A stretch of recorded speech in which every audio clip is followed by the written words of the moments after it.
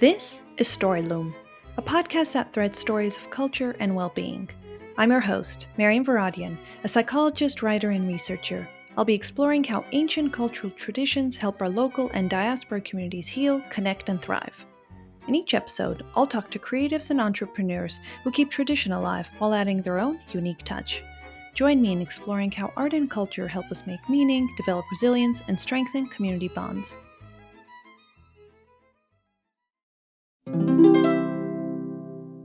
This is Story Loom. Our guest today is Khandikian, founder of The Rug Code, an online shop dedicated to preserving and revitalizing the endangered art of traditional Armenian rug making. In this episode, Kyle shares his journey moving from Los Angeles to Yerevan, the cultural and psychological significance of Armenian carpets, and his mission to encourage future weavers while preserving the 4,000-year-old tradition.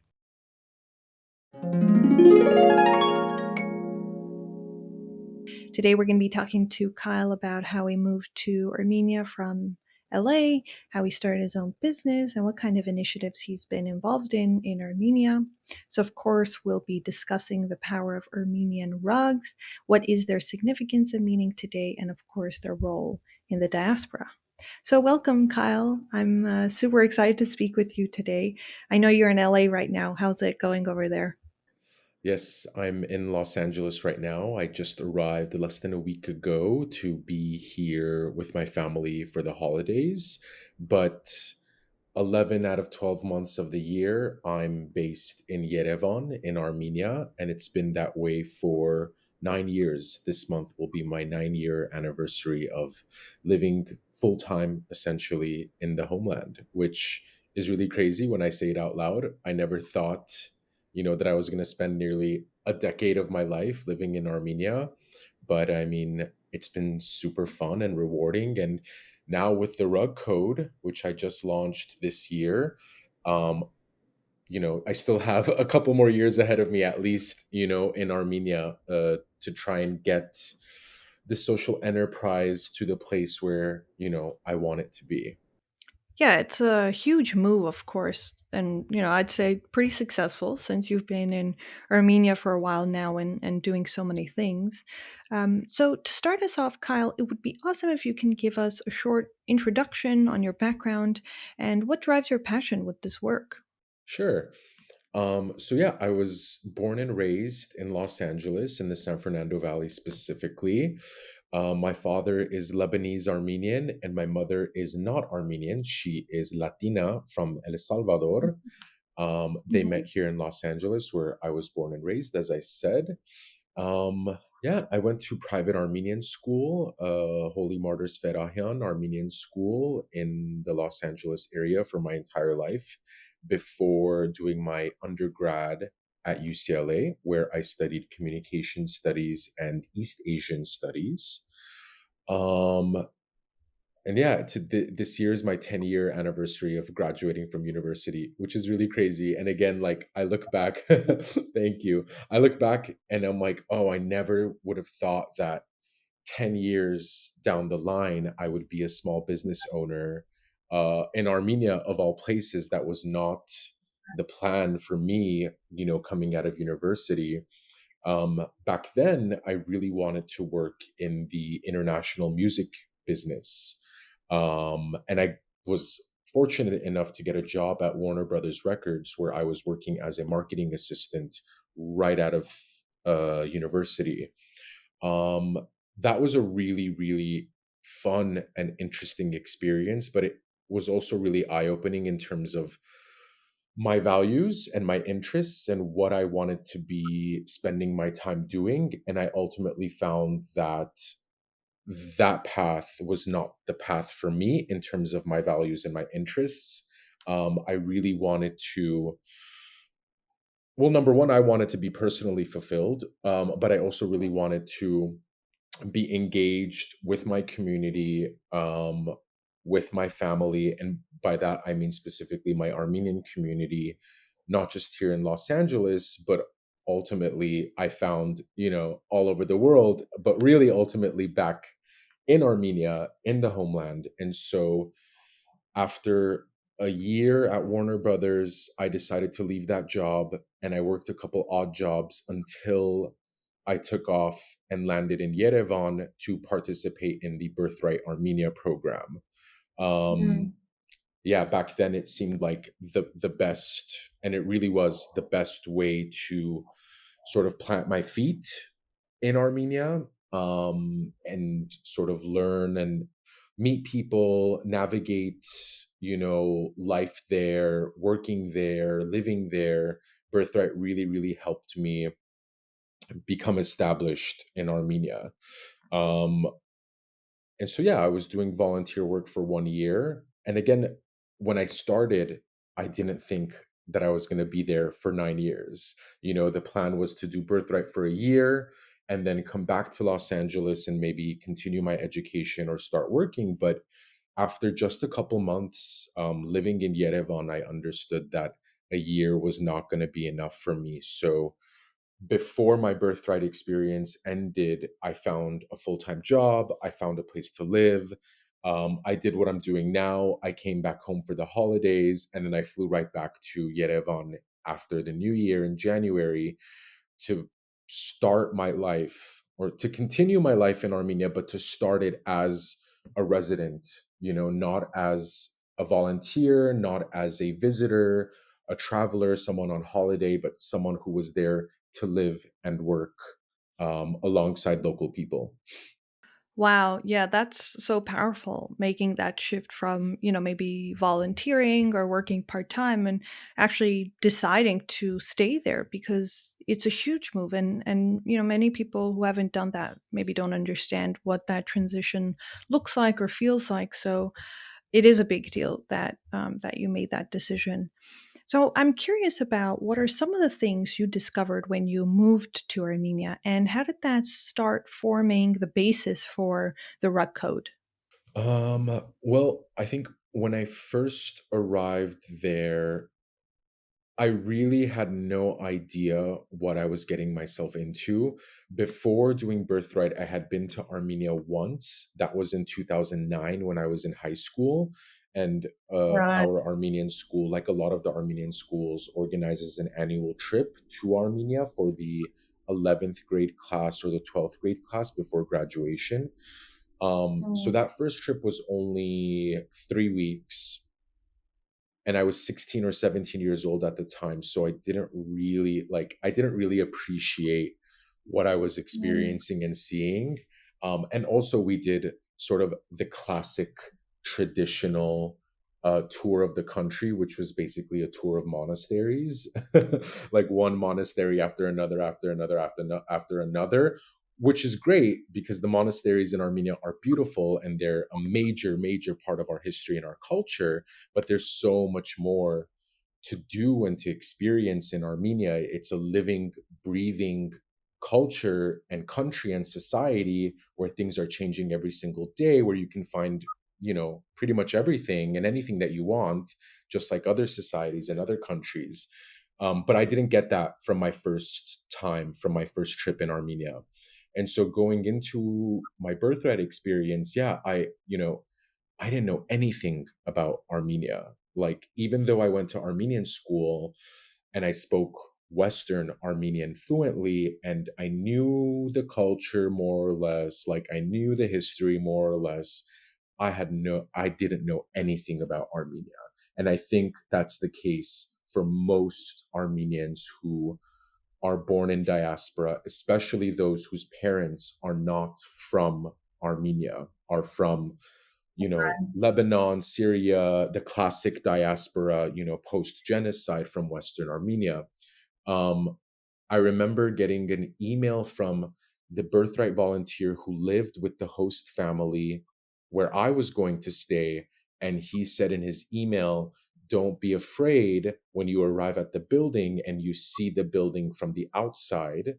From the outside, it looks like it's not in the best shape because it hasn't been remodeled in 50 or 60 or 70 years. But inside, the home is super comfortable and nice. And I remember that email um because I really didn't know what I was getting myself into. I couldn't remember what the buildings in Yerevan looked like. um And my first day, I stayed in a hotel, so I didn't know how local people live and what everyday life is like for local people.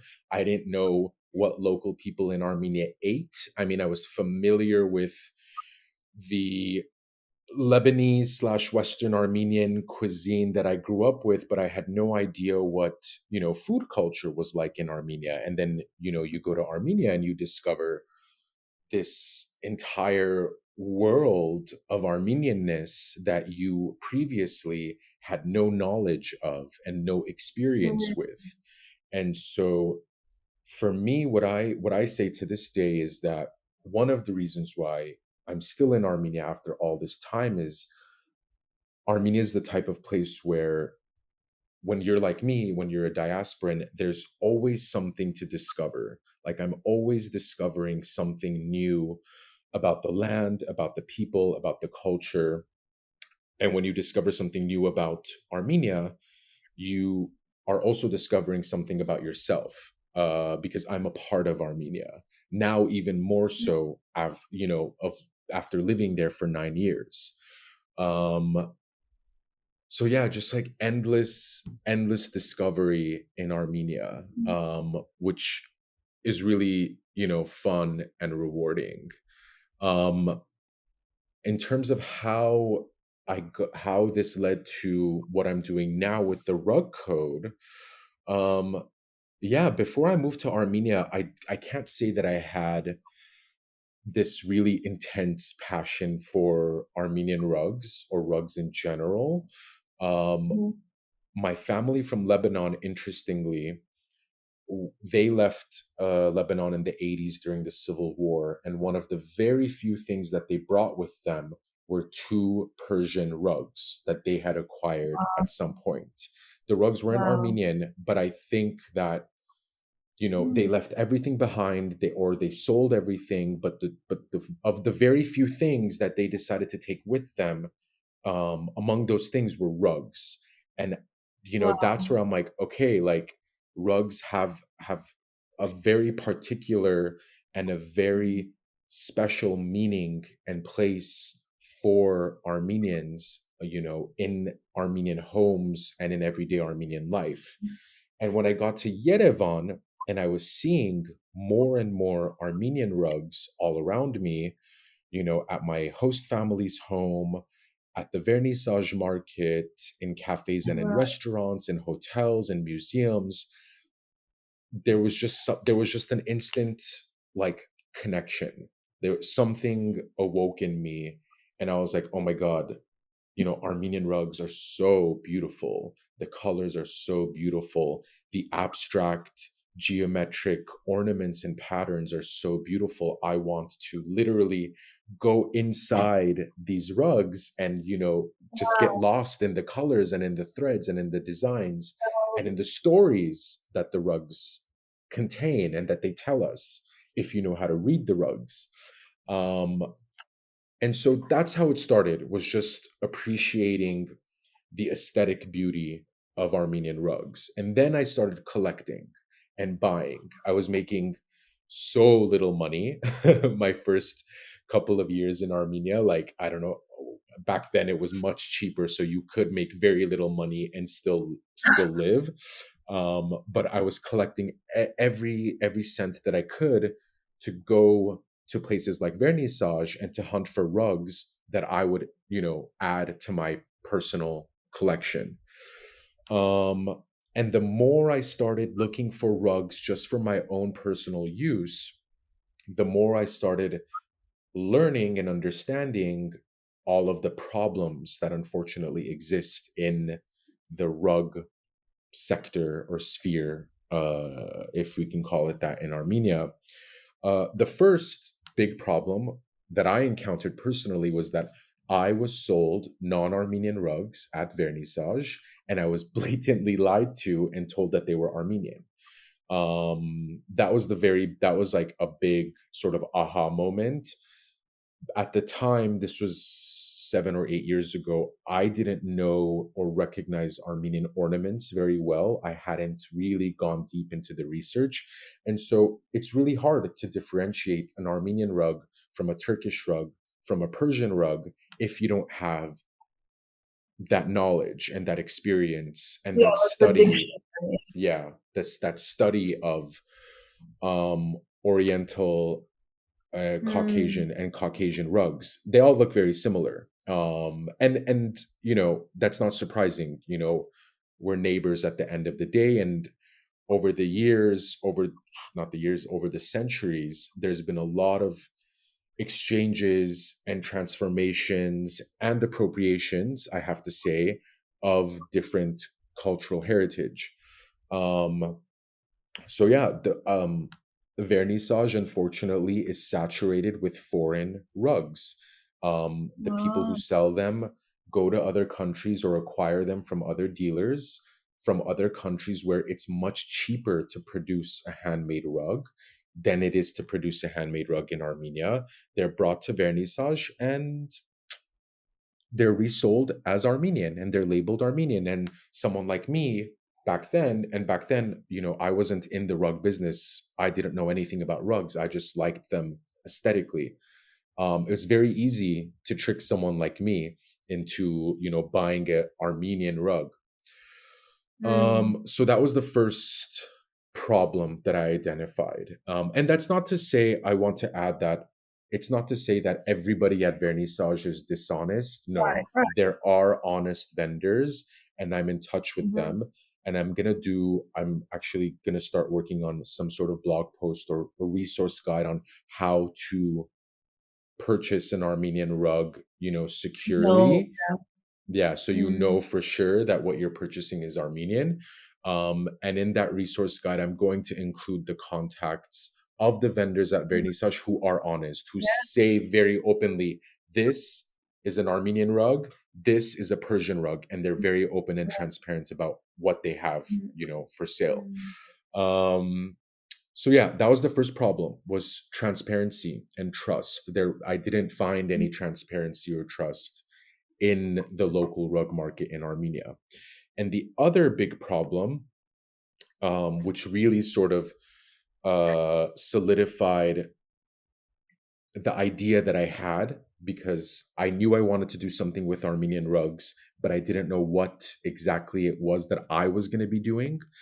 Um, but what made it very clear to me was when I found out that even though we have, a minimum 4,000 year tradition of rug making in Armenia, people in the villages today are not making rugs anymore. Everywhere that I go, everyone that I talk to outside of Yerevan says no one makes rugs anymore. This is a dying tradition. It's a dying craft. And a lot of people don't realize this. They don't know this. And unfortunately, it's the situation for a lot of our cultural heritage, for a number of different reasons. But if we look at rug making specifically, and if we look at the individual situation of individual weavers in villages and in towns in Armenia, the reason why they don't make rugs is simply because they cannot find customers. Um, they're not visible in the local market, they're not visible in international markets. They don't have high mm, quality photography, they don't have catalogs of their products, with mm, sizes and pricing. They don't have websites, e-commerce shops, social media pages, ways to accept payments from clients, locally and internationally, as well as the ability to ship. So, recognizing all of that, and my background is primarily in content creation and content marketing. That's what I've been doing for the last almost 8 years at One Armenia. Um, mhm, and I was like, okay, this is something that I can do. This is something that I can apply the last 8 years of experience that I have creating content about impact oriented projects in Armenia's villages and in Artsakh. I can do this mm, and apply it to this specific sector, to handmade rugs in Armenia. And so yeah, that's how I decided to create the Rug Code, which is an online shop for high quality handmade rugs and carpets directly from Armenia's villages.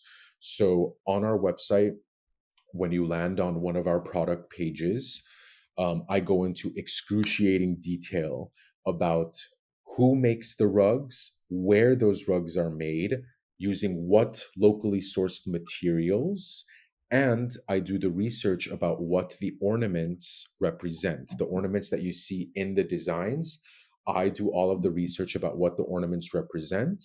And then I have the research verified, reviewed, and verified by local and international Armenian rug experts. And all of that information is there transparently on the website. And the reason why I do all of that is because of all of the reasons that I just said previously, right? There is no transparency at vernissage.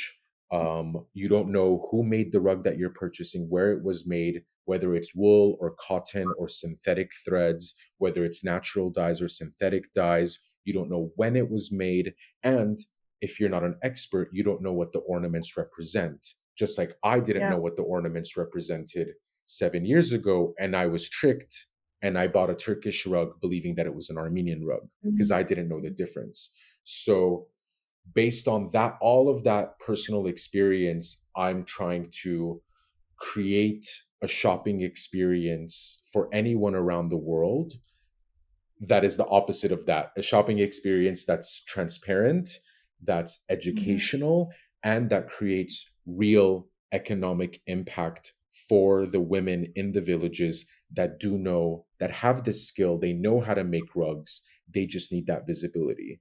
And so that's what I'm doing with the rug code in a nutshell right now. This is amazing. Thank you. You really brought us from the beginning of your journey in Armenia to how you launched the Rock Code. And I think you outlined it beautifully. So there were gaps that you noticed as a customer yourself, as someone who's passionate and really loved rugs, and what you noticed, and then how you were able to tie your skills that you had in your own professional life and be able to share the message of Armenia's incredibly rich tradition. And this amazing art form that you're saying is dying out because maybe people aren't hearing about the carpets that are being made. Maybe there's not enough demand for them, or perhaps people aren't able to get their product out and talk about it. So you're able to bring your skills, which I think is so important. And not only is it that you're connecting people to the stories, right, that you're saying these carpets hold, but you're also giving them, as customers, the language and skills to be able to navigate the shopping process themselves, which is powerful because in some ways you're creating like an encyclopedia or like a living dictionary, something of that sort that people can then take into their own hands and be able to understand what kind of carpets they like, and to be able to make more educated choices when they're navigating vernissage, for example, the large market in Yerevan, which, like yourself, I've walked through the beautiful carpet stalls at in vernissage and around Armenia. But I definitely would not know how to decipher between what is an Armenian rug, what is not. I think so, something that I love all things meaning, right? So storytelling, meaning. And I want to talk a little bit about that because you have so much info about the carpets and the weavers on your website. And I think it's a really key piece here, that ability to share the stories, that these carpets aren't merely products or goods. Like you said, your family, for example, leaving Lebanon and bringing something that is connected to their identity, that means that it has some symbolic significance as well. And you've named it the rug code.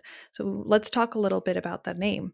Like you said on your website, I would definitely encourage anyone listening to Story Loom to check out the rug code, and I'll provide all the links below. But it's really powerful to be able to understand all of the ornaments and symbols. So I'd love to hear a little bit about them. And can you talk about the stories they hold and how we can be able to understand them better and what makes them meaningful? And why is the Armenian carpet so meaningful to you? Hmm. Good question. It's really hard to put into words what it is that I personally feel and the meaning that I feel and see in Armenian rugs, but I will do my best. First, I'll talk a little bit about like how rugs typically historically were used by Armenians. Rugs have had a couple of different functions in the Armenian home. If we start with the home, number one, of course, they've been placed on the ground to make the ground warm and soft. They were also placed on walls, again, for insulation and for soundproofing, because they do, keep sound from escaping rooms.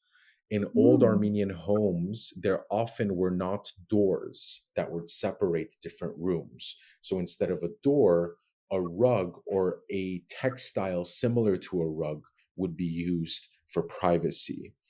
Um, and then, of course, the rugs had their aesthetic value. So, the rugs with their colors and their designs, they brought aesthetic beauty into the home.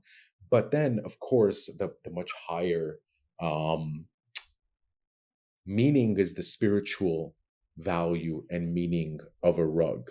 And what I've found in the research that I've done thus far, and I have to say, I don't consider myself an expert. I don't call myself an expert. I still have a long journey of learning and education that I need to go through. So I'm still very much in the beginning of my process with all of this. But what I found thus far is that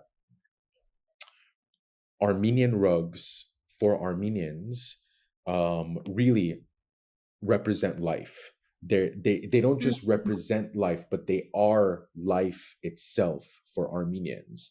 And there's a couple different examples that I can bring to sort of um, make it clear, as to what I mean when I say that rugs are life for Armenians. There was a tradition in the city of Ganzak, which is in Azerbaijan today, called Ganja in Azerbaijan. Armenians there would give birth on rugs. Wow. So the rug in that specific tradition was literally the space where new life came to the earth.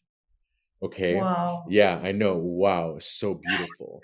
False. Um Wow. all across Armenia, up until recently, up until the days of the Soviet Union, in villages and towns, uh, local women, young women, their mothers and their grandmothers would weave rugs specifically for the girl's dowry, to include in the dowry of the girl for when she got married and she left her family to live with her husband. Again, a really important part of the ritual and the ceremony of creating a new family, of marriage. Having that rug in the dowry was really, really important. Um, what else? What other examples can I bring? If we go even further back, and by further back, I mean to the time of Urartu, before Armenia, to the time of the Urartians, um, the Urartians and then later the Armenians, they really worshipped wool threads and textiles that were made out of wool, including rugs. Wool, to this day, the old timers in the village will say this, that wool has natural healing properties. Whenever you have a body Mm. ache, they will Yeah. give you a specific type of clothing made with, if I remember correctly, black sheep's wool, and the essential oils of the wool from the sheep are supposed to take away your pain, literally take away your pain. um Mm. and so back then, thousands and thousands of years ago, wool, the process of making wool, turning wool into threads, was seen as this magical ritual that endowed the wool with magical properties. And really, if you've ever seen a woman spin wool the traditional way, on a spinning wheel, or with a I forget the word, Um, I'm forgetting the word in English and in Armenian, but it's like this round ball, and they hold it in the air and they spin it like this. I yeah, Jaharak, I don't remember what. Jacharak is the spinning wheel.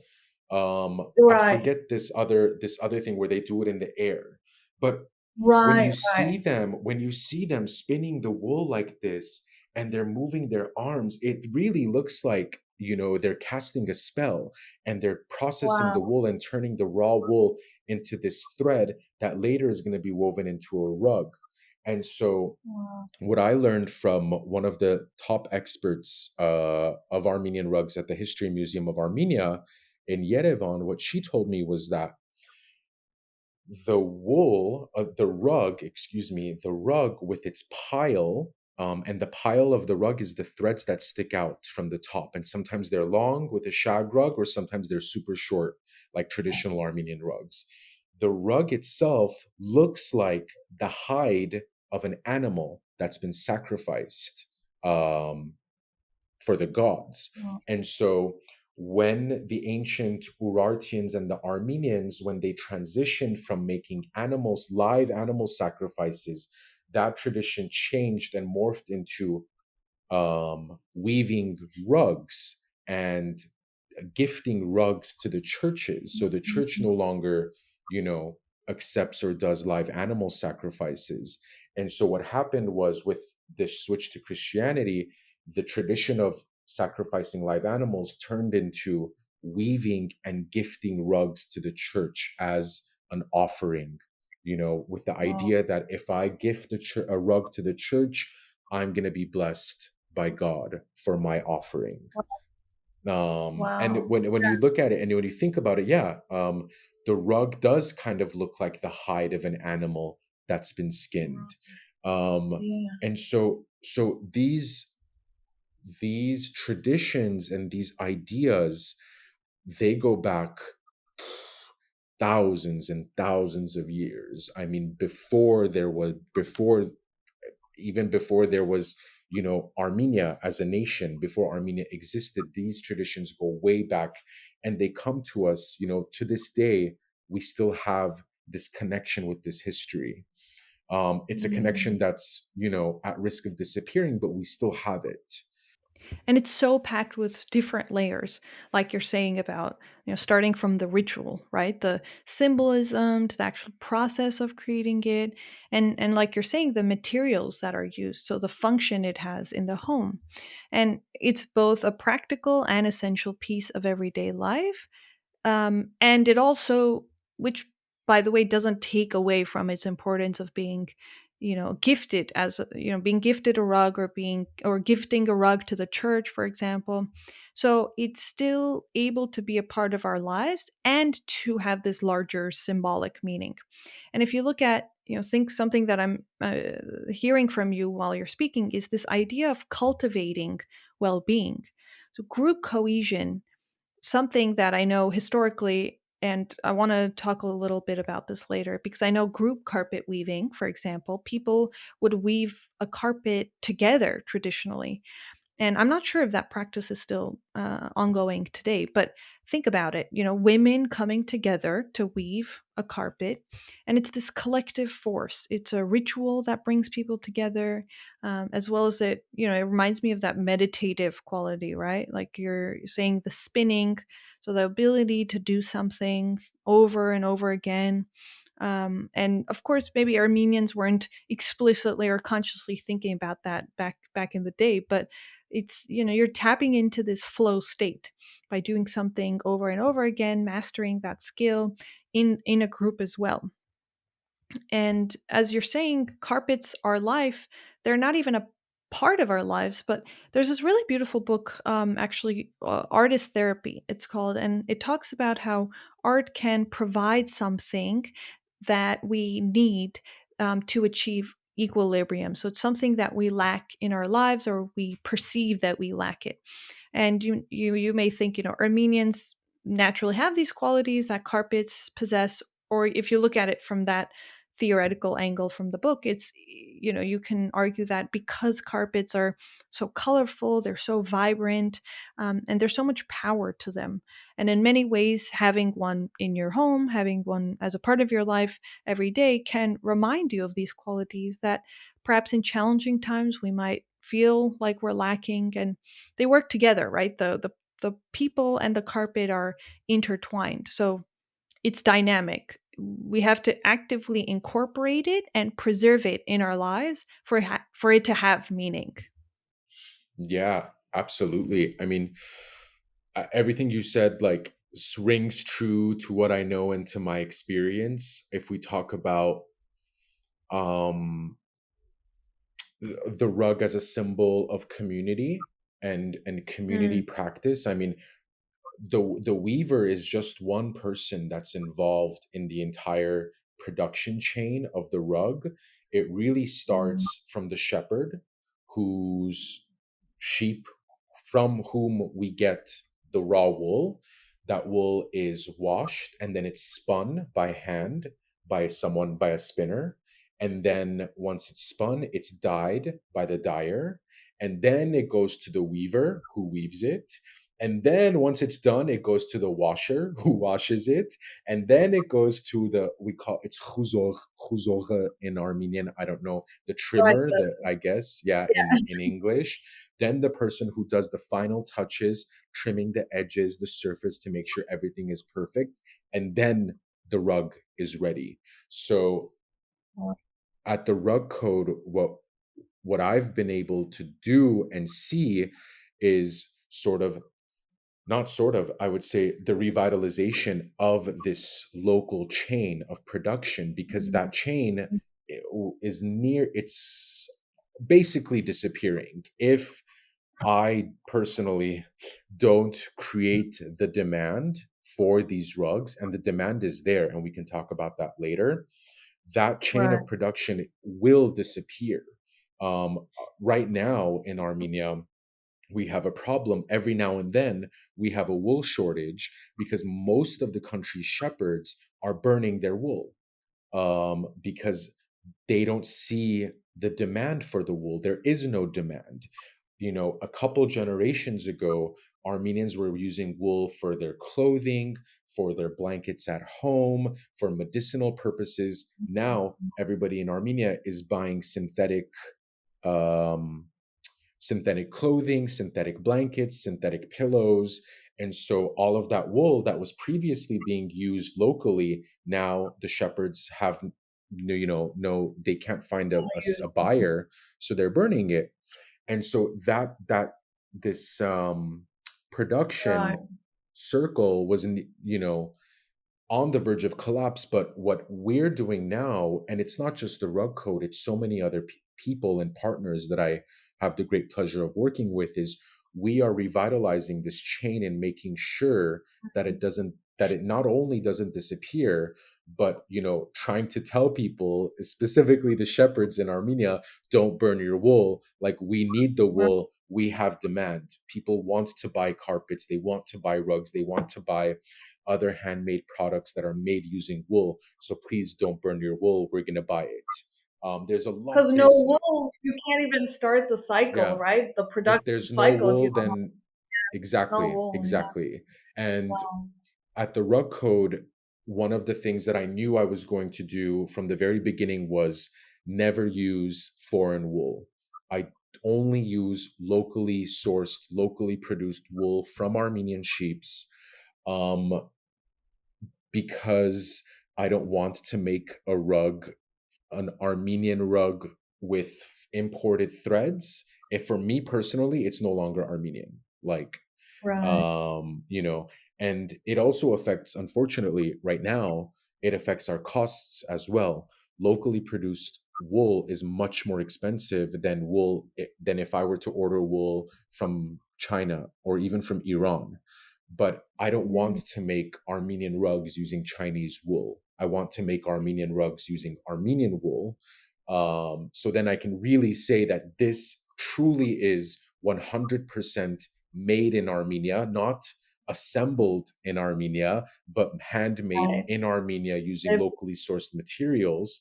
And I want the Armenian shepherd, to have a piece of the pie and not the factory in China or anywhere else, like that's my um skazbunk. My Armenian is so good. My English is not so good after all so many years.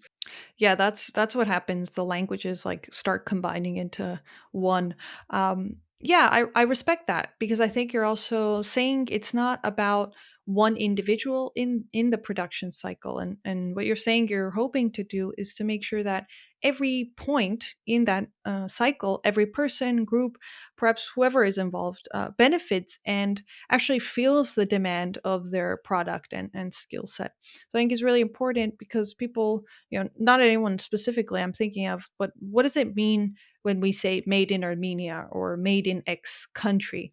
It's more than just the actual putting it together, but it's who you've spoken to, the researcher, the entire holistic picture.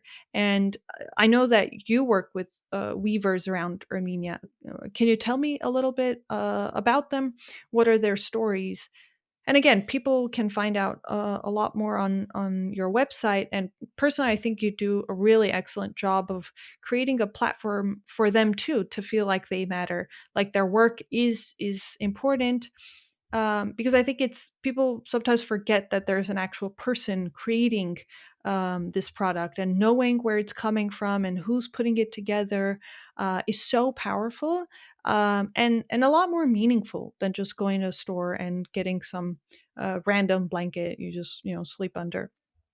So, can you tell me a little bit about who you're working with? How did you find them, and what you've learned from them? Mm.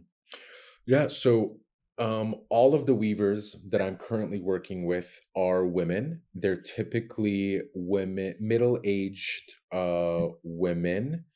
I have the great pleasure and honor of representing two collectives. The first is a women's collective based in Verishen village in the southern Sunik province. And the second collective, they're actually members of the Noyemberian House of Culture's rug making club. And Mm. what's interesting about these two different collectives is their experience with rugs, because they're very different. The first collective in Sunik, they are professional weavers. This is work that they do, most of them full time. No, actually, not most of them. Some of them do it full time, but they're professionals. I mean, the weavers that I work with, they are weaving full time, and that is how they make a living. Versus the women from Tavush, who up until working with the rug code, they were weaving sirogakan, amateur, like amateur. I wouldn't call them amateurs because they're professional, but they had Yeah. never been engaged in commercial work. For them, rug making was just something that they would do on their free time, to relax. Going back to what you said about The the hobby. meditative and the flow state, which all of them, every single one of them, talk about how relaxing and how meditative Mhm. the practice of weaving is. Um, but yeah, in Davush, what we did, well, let me talk about them. So in Davush, it's a collective of five professionals that we identified, who live in Noyemberian town and in the surrounding villages. Um, they represent three generations of weavers. So we have the youngest member of the collective is 18 years old, and the oldest is probably around age 60, I would say. Like I said, they'd never done any commercial work before. Rug making was just a pastime for them. Mhm. But now, with the rug code, they've entered the local and international handmade rug market, and we launched the collection that they are making. We launched on November 1st, and we've already received two orders, which I'm really happy about. It's the first time, it's the first orders that they have ever received. And so Wow. they are like extremely excited and motivated, and happy to be working with the rug code and to see them themselves and their handmade creations represented on a platform that's available around the world. So Right. um yeah, I mean they're incredible. I mean, like, they live 2 kilometers away from the border with Azerbaijan.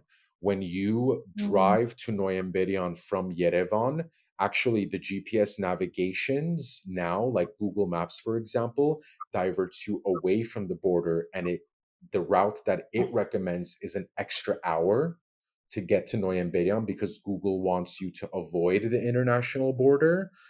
Um, I don't listen to Google Maps because I don't think there's a need right now. But now, when you go to Noyamberian, because of the border demarcations that have been going on, this year between Armenia and Azerbaijan, now the border is right by the highway, and you can see with your own eyes Azerbaijani troops and Azerbaijani posts and soldiers and their flags right there.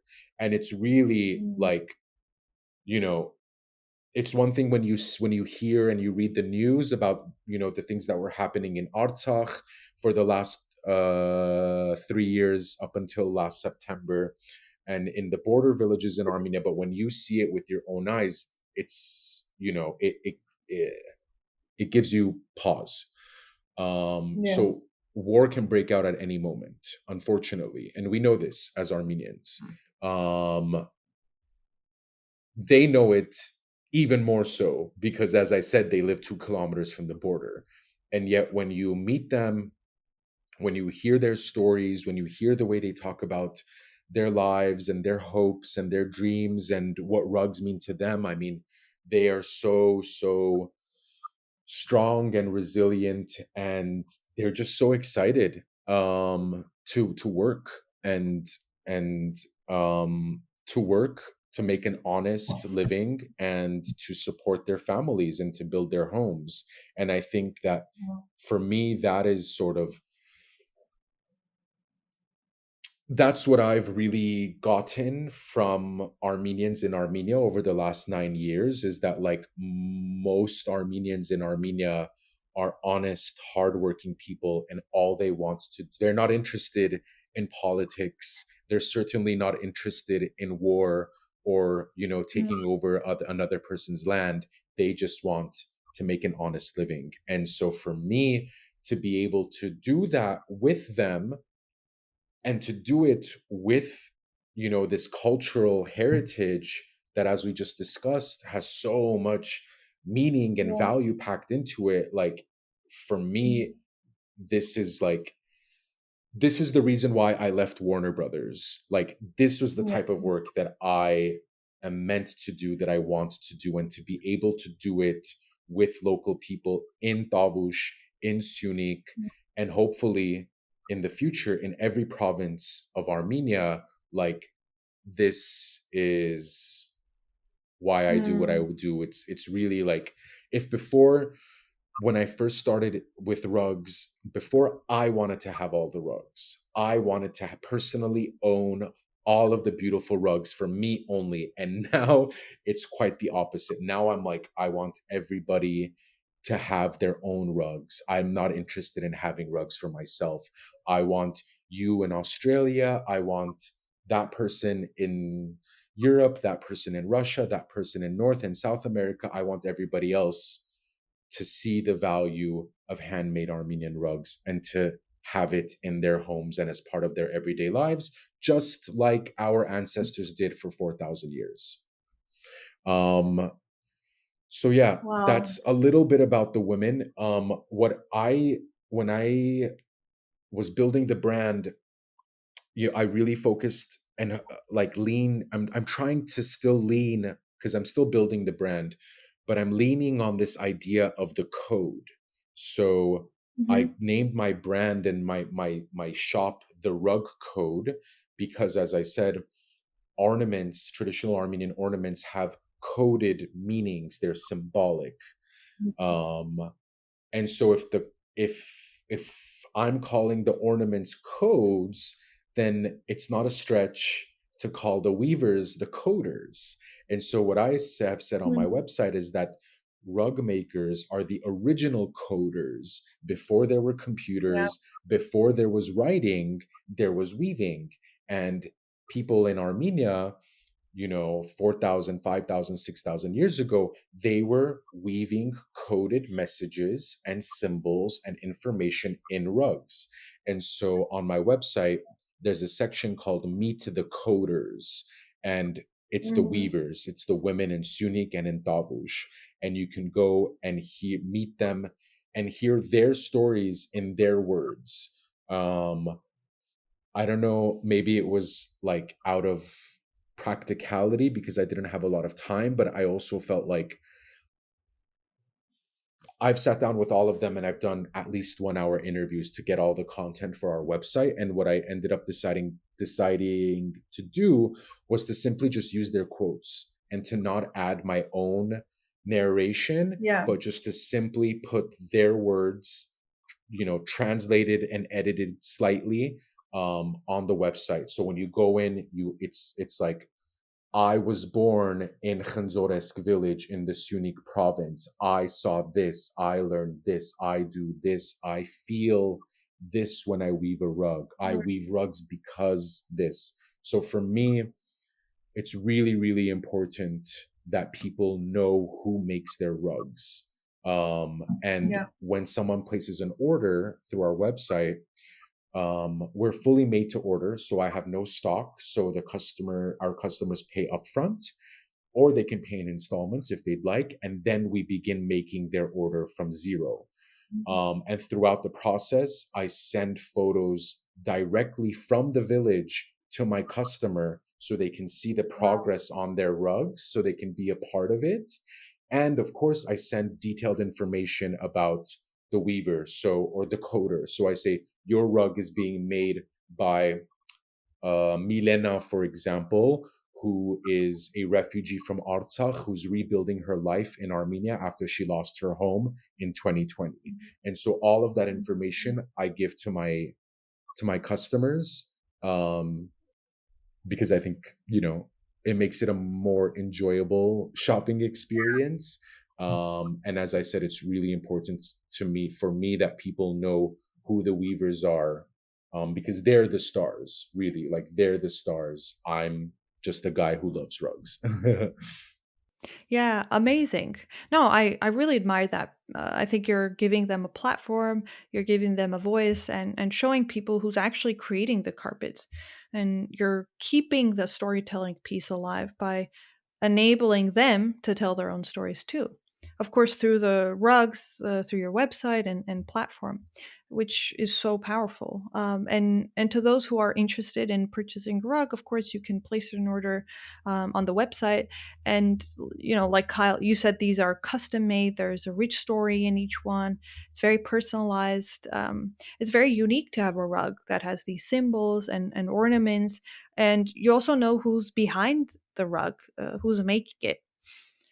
So, to start wrapping this up, I want to hear a little bit about your short term and long term goals. And what do you hope? What sort of is in your ideal world?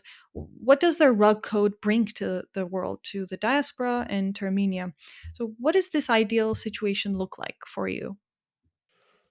I love the question because there's a lot of short-term and long-term goals and a lot of dreams and visions for what I want the rug code to be and what I want Armenian rugs to be. Yeah. Um, Short-term goals, number one, there's a couple, there's a lot.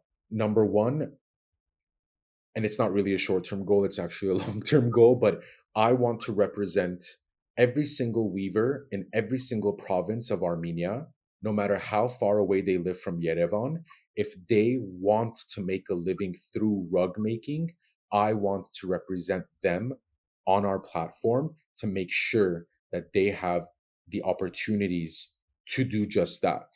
um, and part of doing that is also making sure that rug making is a profitable trade for local people. So that means paying the weavers a sustainable, livable wage.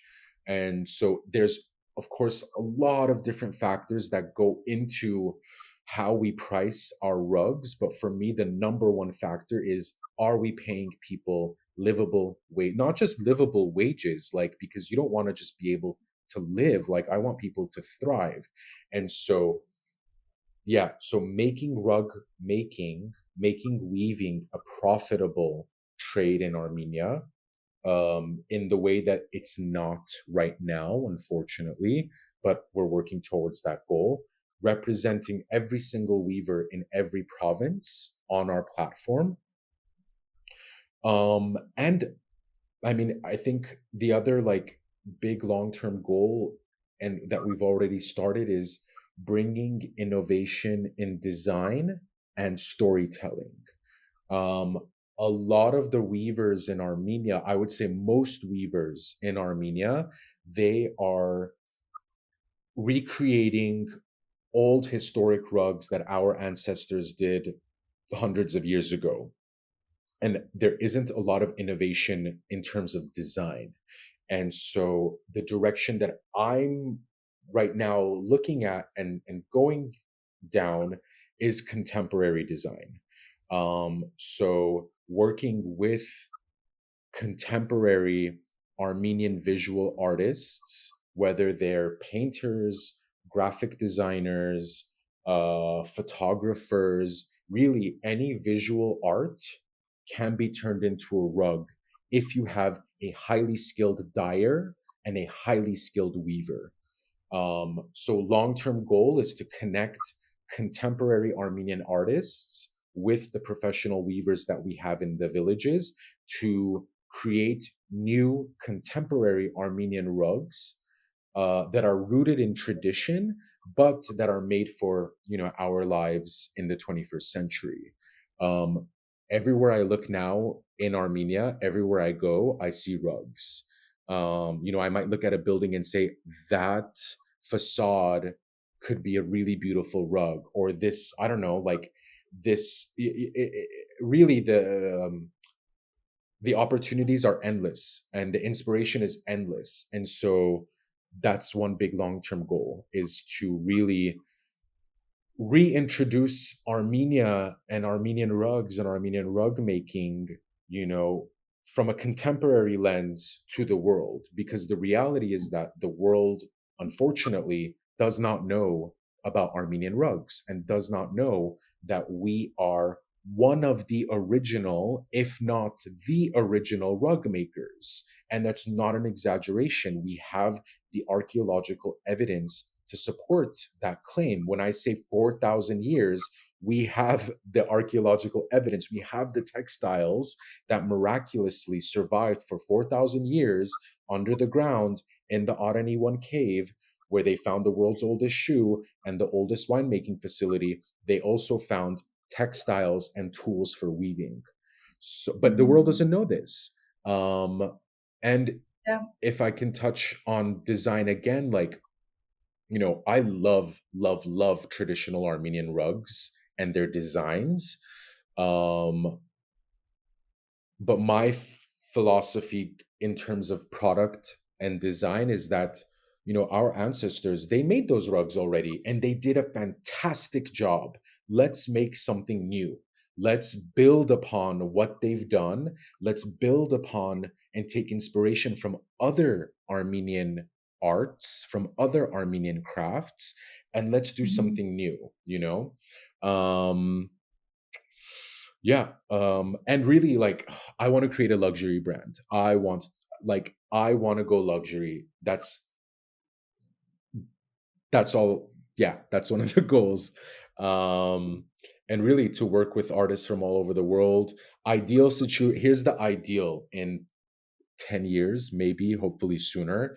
I would love to have a workshop, like an Mm. atelier and an art residency space in a village. So Wow. production happens there in the workshop, from thread spinning to dyeing to weaving. And there are also apartments. So, for example, if I'm collaborating with an international artist. That artist can come to Armenia, live in our workshop, get to really intimately know and understand traditional Armenian rug making, and in that space where they can live, work and create and design new rugs with us. And then, of course, like, yeah, so there's that. And then a store in Yerevan. And why not? Maybe a store abroad in Los Angeles or in New York or in Paris. Who knows? That's the Amazing. ideal. Like, yeah, that's my ideal. And that's what I'm working towards. Gamats, Wow. gamats, one rug at a time. One rug at a time. Yeah, wow. Thank you so much, Kyle. And let me know if you ever launch that carpet weaving workshop, by the way. I will sign up even in 10 years' time. So I'll be attending definitely. All right. So thank you so much for joining us today. It's been so meaningful talking to you and learning this much. You really carry a lot of knowledge and wisdom just by sharing it, with our community. I've learned well, so much about the process, what the journeys look like for you. And also, I feel like just by talking about the tradition, the art form, we're part of that process, right? We're keeping it alive too. So thank you for that. And for those who are interested, you can check out the rugcode.com. Again, all these links are provided, Kyle does an excellent job of telling the story of the Armenian carpets and how the rug code specifically is making a positive impact in rural communities and in the lives of weavers and other people involved in the entire production cycle to create a product that is really actually made in Armenia and is benefiting Armenians in the country. Thank you, Kyle, for tuning in and joining us. And we're excited to share your story with the world.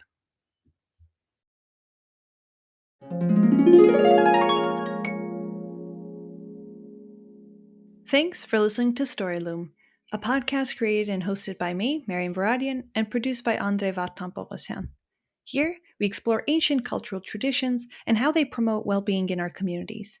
That's a wrap on our first episode with Kyle Khandikian, who shared how he's reviving Armenian carpet weaving, which helps communities thrive collectively and make meaning through the symbolism the rugs carry. Kyle's story reminded us that tradition isn't something stuck in the past, it's alive, evolving, and deeply personal. If you have a cultural tradition that's impacted your community, reach out to us on Kaitzak. Stay tuned for our next episode coming soon on Story Loom.